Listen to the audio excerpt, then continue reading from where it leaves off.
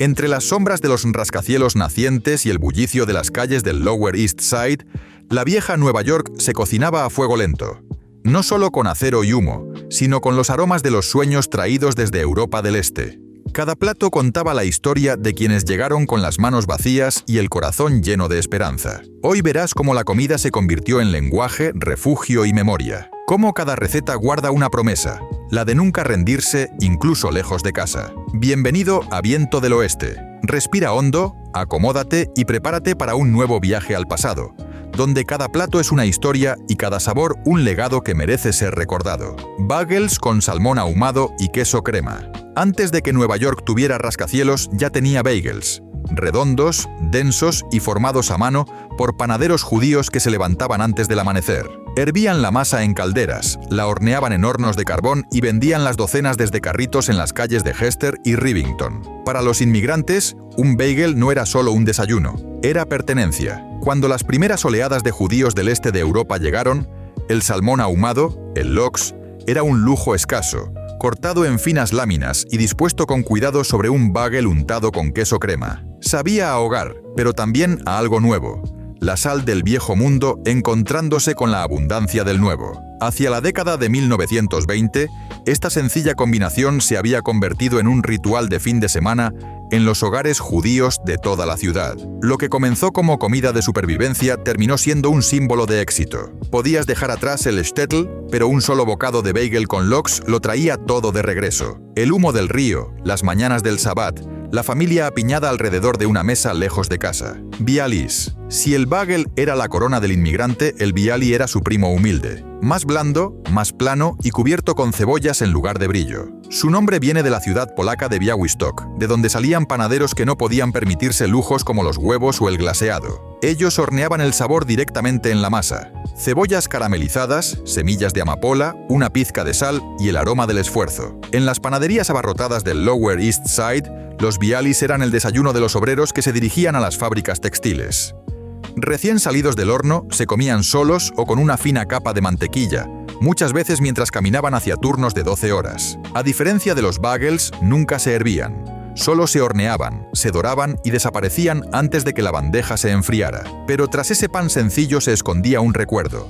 Los hornos perdidos en Polonia, las familias dispersadas por la guerra.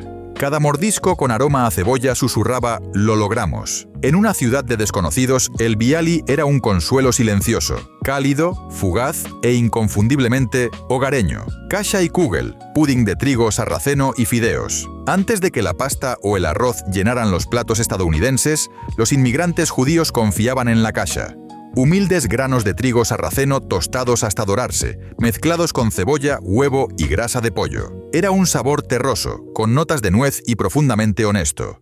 El sabor del shtetl traído al corazón de Nueva York. Cuando los tiempos se ponían difíciles, la kasha estiraba el presupuesto familiar más que cualquier carne. Después llegó el kugel, un pudding al horno de fideos o de patata, dulce o salado, según los restos que hubiera en casa. Era un básico del Sabbat y cargaba historias de cada rincón del este de Europa. Algunos lo hacían con requesón y pasas, otros con cebolla y pimienta negra. Llenaba los estómagos, calentaba las cocinas y recordaba a las familias que la fe también podía tener sabor a consuelo. En los edificios de vecindad, las mujeres horneaban ambos platos en hornos comunitarios del sótano, intercambiando bandejas y chismes mientras el aroma llenaba el aire. Hoy, un solo bocado de kasha o de kugel sabe a viaje en el tiempo, a una época en la que la austeridad se encontraba con la tradición y el sabor se convertía en una forma de oración. Knish, empanada de patata. Camina por la calle Hester en 1910 y lo oirás.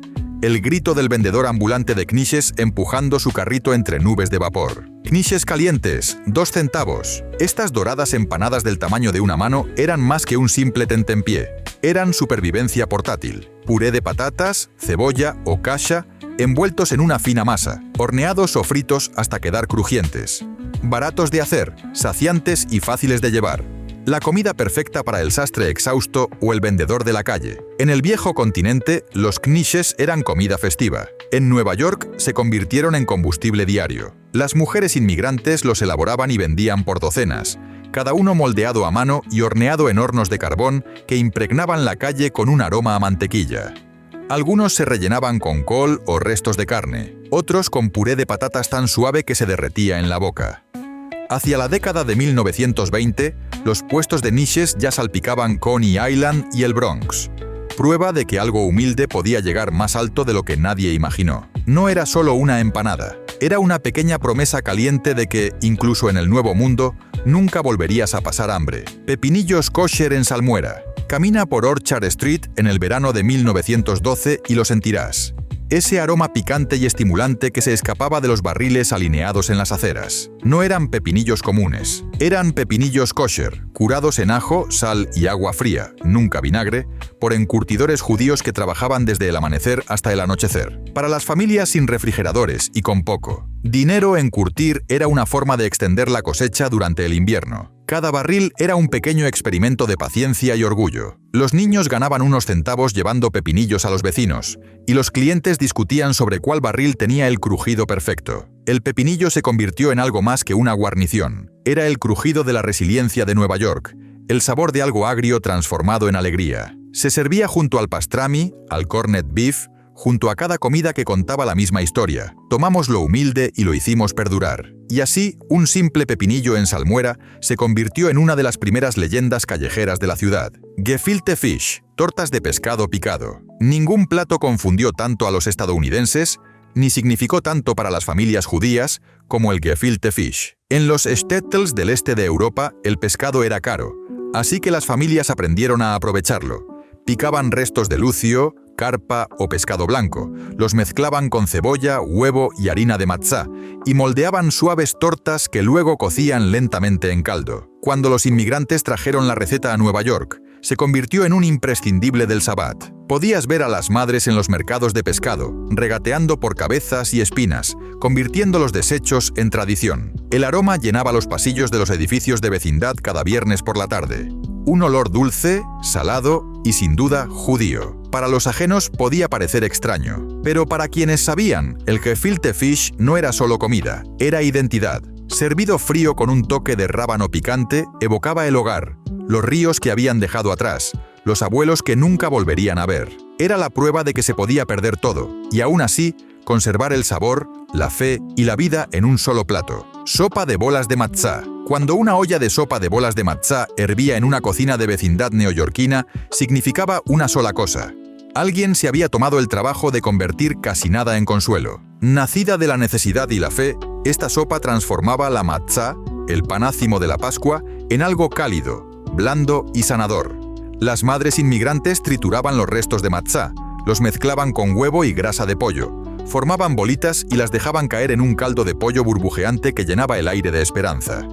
Para muchas familias judías, el propio pollo era un lujo. Se hervían los huesos, la piel y el cuello durante horas para extraer hasta el último vestigio de sabor. El caldo llevaba el aroma del hogar, ajo, eneldo y un toque de memoria. Los niños corrían cuando escuchaban la cuchara golpear la olla. La sopa de bolas de matzá no era solo alimento, era medicina para el alma. Servida en las noches del Sabbat o para curar resfriados, recordaba que el amor, la paciencia y un poco de ingenio podían convertir los restos en algo sagrado. Incluso hoy, una cucharada sabe a abrazo de la historia, prueba de que en las cocinas más pobres del viejo Nueva York también se podía servir gracia en un cuenco. Pastrami sobre pan de centeno. Si Nueva York tuviera un sabor, sería el del pastrami sobre pan de centeno. El sándwich nació en los ahumaderos de los delis judíos, gestionados por inmigrantes rumanos que trajeron consigo un viejo truco: conservar la carne mediante salmuera, humo y especias. Lo que empezó como una necesidad se convirtió en un arte. Tomaban los cortes más baratos de pecho de res,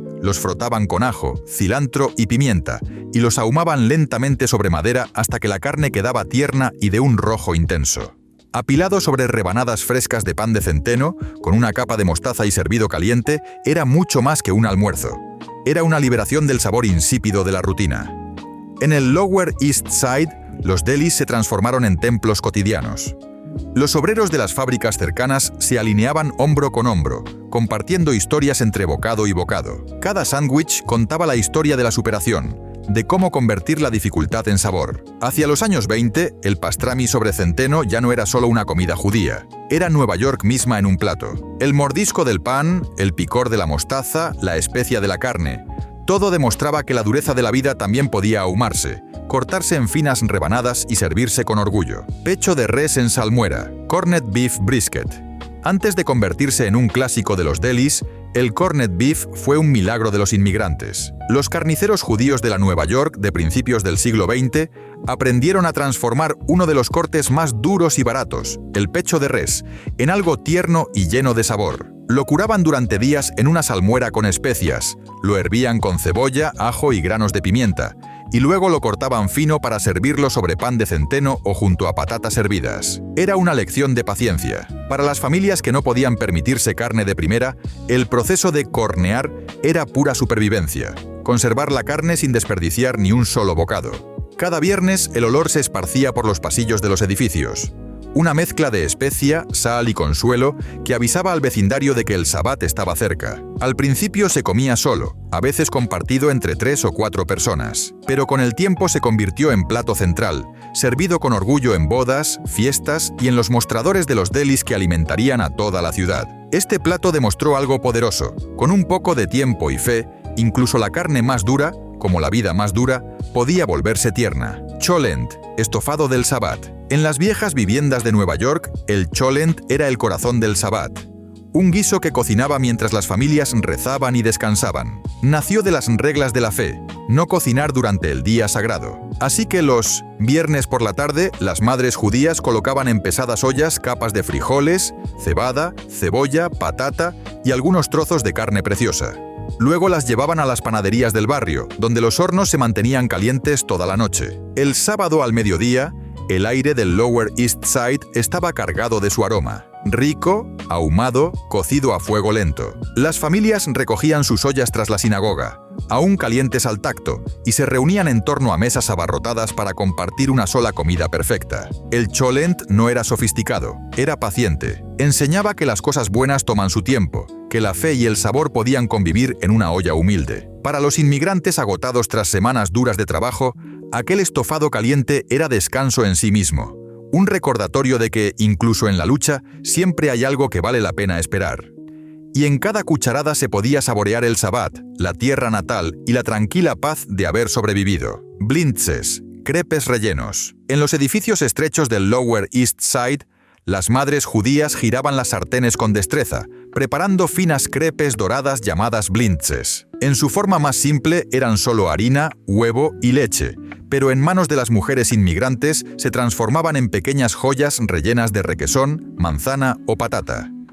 Originarios de Europa del Este, los blintzes eran el desayuno de las celebraciones, el plato que recordaba los días felices antes del exilio. Cuando las familias llegaron a Nueva York, siguieron preparando esas crepes, extendiendo la masa tan fina como el papel y doblándola con cuidado como si envolvieran un secreto. Rellenos de requesón dulce, pasas o mermelada, se freían en mantequilla hasta quedar crujientes por fuera y suaves por dentro. Los niños esperaban impacientes junto a la cocina mientras el aire se llenaba con el aroma a vainilla y azúcar. Se servían en fiestas, en el Sabbat o simplemente cuando la nostalgia apretaba el pecho. En una ciudad donde todo era nuevo y a menudo hostil, un blintz caliente sabía a recuerdo, a la voz de una abuela y a la promesa de que la dulzura aún era posible. Porque en cada bocado había más que queso y masa. Había historia, ternura y la supervivencia de una cultura que se negaba a desaparecer. Latkes, tortitas de patata. Pocas cosas unen tanto a una familia como el sonido del aceite caliente y el chisporroteo de unas buenas tortitas de patata. Los latkes llegaron a Nueva York junto a los inmigrantes judíos askenazíes, que los preparaban durante Hanukkah como símbolo del milagro del aceite que ardió 8 días en el Templo de Jerusalén. Pero más allá del simbolismo, eran una delicia. Patatas ralladas, cebolla, huevo y un poco de harina. Ingredientes humildes convertidos en magia dorada. Las mujeres las freían en pesadas sartenes de hierro, apilándolas en platos mientras el aire se llenaba de humo y risas. Se servían con crema agria o compota de manzana, y cada familia discutía cuál era la versión correcta. En los barrios judíos de Nueva York, las calles se llenaban de su aroma en invierno, uniendo a vecinos y generaciones enteras. Para los inmigrantes que habían dejado atrás hogares y festividades, los latkes no eran solo un plato. Eran una celebración de la perseverancia, un pequeño milagro repetido año tras año. Crocantes, sencillos y llenos de significado, demostraban que con apenas unas patatas se podía mantener viva una historia de fe y luz. Rugelach, pastelitos enrollados. Entre los dulces más queridos del Lower East Side estaban los Rugelach, pequeños rollos de masa quebrada rellenos de mermelada, nueces o chocolate. Eran el tipo de dulce que se preparaba para visitas, celebraciones o simplemente para alegrar una tarde gris de invierno. Su nombre, Rueditas, venía del yidis y como todo lo yidis, estaba impregnado de cariño y melancolía. Cada rollo era una caricia en forma de masa, cuidadosamente enrollado y horneado hasta dorarse. Las panaderías judías de Nueva York se hicieron famosas por ellos. Las vitrinas se llenaban de Rugelach de albaricoque, frambuesa o canela, y los obreros que pasaban por la puerta no podían resistirse al olor. En casa, las madres los horneaban en bandejas pequeñas, utilizando las sobras de mantequilla o crema que lograban conseguir. Cuando el azúcar se caramelizaba en los bordes, los niños sabían que algo especial estaba a punto de salir del horno. Era un dulce que no solo alimentaba, traía alegría, un momento de dulzura entre semanas agotadoras de trabajo. Un Rugelach era en esencia una pausa, un recordatorio de que la vida, incluso en los pasillos más estrechos del Lower East Side, podía seguir teniendo sabor a hogar. Si este viaje al pasado te está gustando, deja tu like y suscríbete para seguir descubriendo historias que se cocinan entre la memoria y el tiempo. Kreplach, empanadillas de carne. Antes de que los raviolis italianos conquistaran Nueva York, los inmigrantes judíos ya tenían su propia versión, los Kreplach. Pequeñas empanadillas de masa fina rellenas de carne picada o patata, que se servían en sopa o fritas hasta quedar doradas. En las cocinas del Lower East Side, las familias se reunían para prepararlas en grupo. Las madres extendían la masa con botellas de vidrio, los niños cortaban los cuadrados y los abuelos se encargaban de cerrarlos uno a uno, pellizcando los bordes con precisión. El relleno dependía de lo que hubiera disponible: carne picada de pollo o de res, cebolla y una pizca de ajo. Después se cocían lentamente en caldo de pollo, llenando el aire con un olor reconfortante. Eran comida de festividad, pero también de consuelo. Se servían antes de Yom Kippur, como símbolo de reflexión y esperanza. Para los inmigrantes, los Kreplach eran una metáfora perfecta de su nueva vida. Duros por fuera, blandos por dentro, con un corazón lleno de recuerdos. Cada bocado contenía siglos de tradición y la promesa silenciosa de que, aunque todo cambiara, el sabor del hogar seguiría intacto. Herring en conserva, arenque curado. Mucho antes de que el sushi o el ceviche se volvieran populares, los inmigrantes judíos ya dominaban el arte de curar pescado.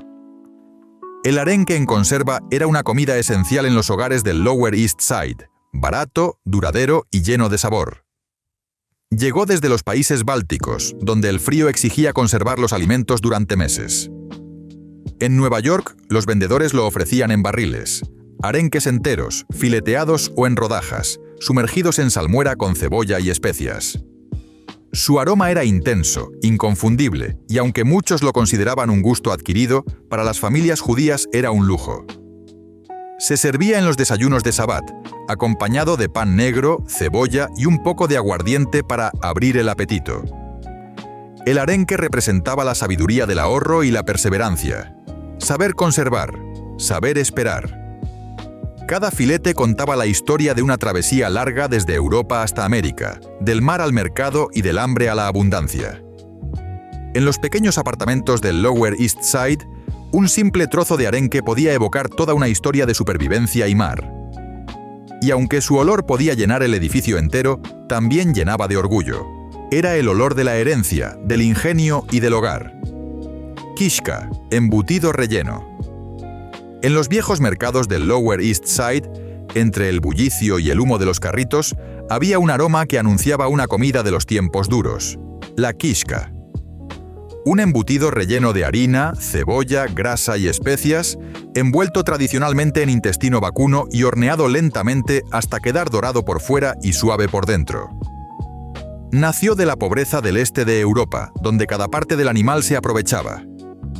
Cuando los inmigrantes judíos llegaron a Nueva York, siguieron preparándola con ingenio, sustituyendo la tripa por envoltorios vegetales o papel de panadería cuando no podían conseguir carne. Se servía como acompañamiento de estofados o como plato principal en las cenas del Sabbat. Su textura rica y su sabor profundo recordaban a los campos lejanos, a las cocinas donde nada se desperdiciaba. En la ciudad moderna, la kishka era un lazo invisible con el pasado.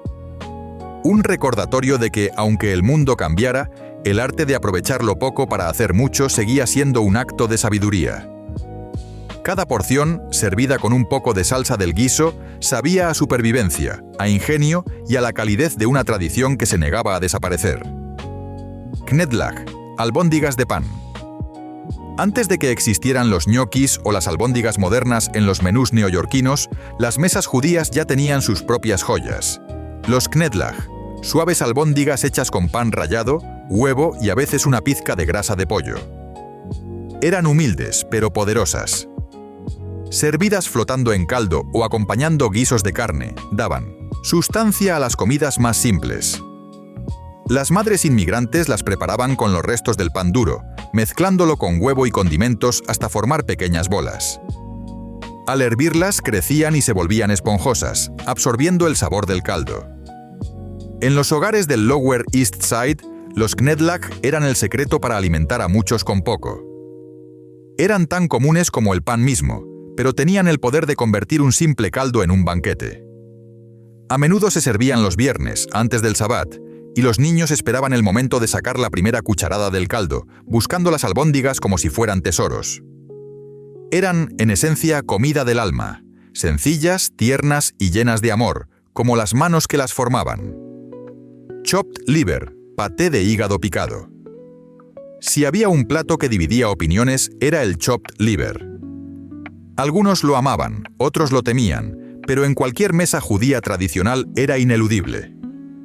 El hígado, barato y fácil de conseguir, se convertía en manjar cuando se picaba con cebolla frita y huevo cocido, mezclado con un toque de grasa de pollo que lo volvía cremoso.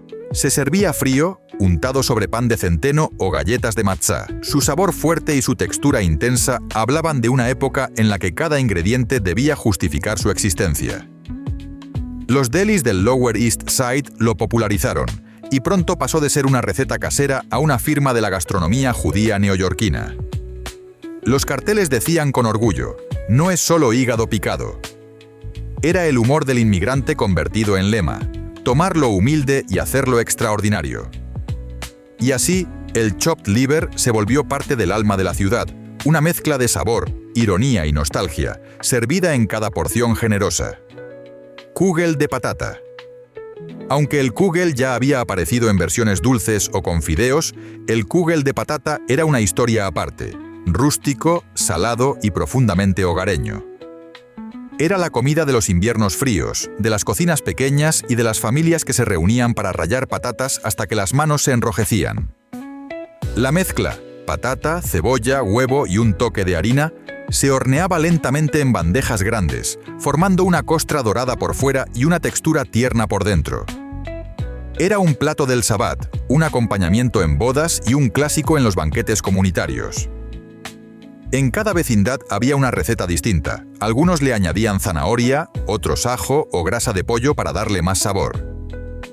El kugel de patata representaba el equilibrio perfecto entre pobreza y generosidad.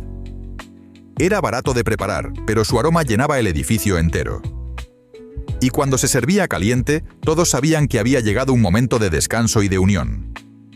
Su sabor sencillo, honesto y reconfortante lo convirtió en uno de los platos más queridos de la herencia judía neoyorquina. Sopa de remolacha, borscht.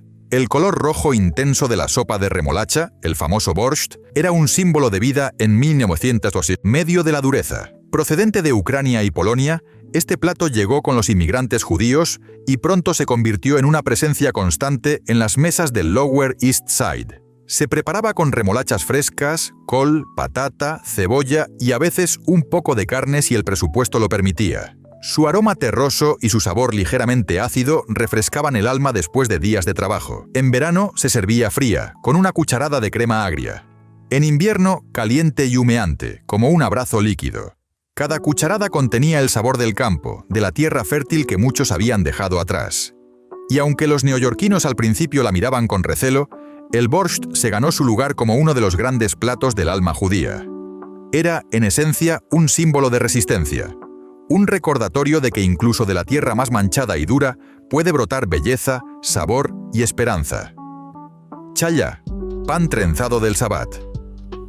Cada viernes por la tarde, cuando el sol comenzaba a caer sobre los tejados del Lower East Side, el aroma del pan chala salía de los apartamentos y se mezclaba con el bullicio de la calle. Era un olor inconfundible, dulce, dorado y lleno de calma. El chalá era más que pan, era un símbolo. Las mujeres judías lo trenzaban con 3, 6 o incluso más hebras, cada una representando amor, verdad y paz. Antes de hornearlo, lo pintaban con huevo y lo espolvoreaban con semillas de sésamo o amapola, viendo cómo se doraba lentamente hasta brillar como oro. En las cocinas humildes de Nueva York, preparar challah era un acto de fe. Aunque el dinero escaseara, siempre había harina para el Sabbat. Era el pan de la bendición, el que se colocaba en el centro de la mesa para marcar el inicio del descanso sagrado. El primer trozo se compartía entre todos, y durante unos instantes las preocupaciones quedaban fuera. El challah, con su textura esponjosa y su dulzura suave, recordaba a las familias que incluso en la pobreza había abundancia si había unión. Era el pan de la esperanza, horneado cada semana con la certeza de que el día siguiente traería algo mejor. Black and White Cookie, galleta blanca y negra. Entre las vitrinas de las panaderías judías de Nueva York, una galleta se alzaba como símbolo de la mezcla cultural de la ciudad, la galleta blanca y negra. Grande, esponjosa y glaseada con mitad de chocolate y mitad de vainilla, era tan sencilla como perfecta. Aunque su origen se disputaba entre panaderos alemanes y judíos, fue en los barrios del Lower East Side donde se convirtió en leyenda. Se horneaba con la misma masa que un pastel, y su doble glaseado simbolizaba la dualidad de Nueva York. Mitad tradición, mitad modernidad. Los niños la veían como un tesoro y los adultos como un pequeño lujo después de jornadas interminables. No importaba de qué lado comenzaras, el blanco o el negro, lo importante era que cada bocado sabía a equilibrio, a coexistencia y a dulzura compartida. Era más que un postre. Era una metáfora comestible de la ciudad, donde las diferencias convivían en perfecta armonía, una cucharada de glaseado a la vez. Cada aroma, cada bocado y cada receta que sobrevivió al paso del tiempo nos recuerda algo esencial. La historia también se escribe en la mesa.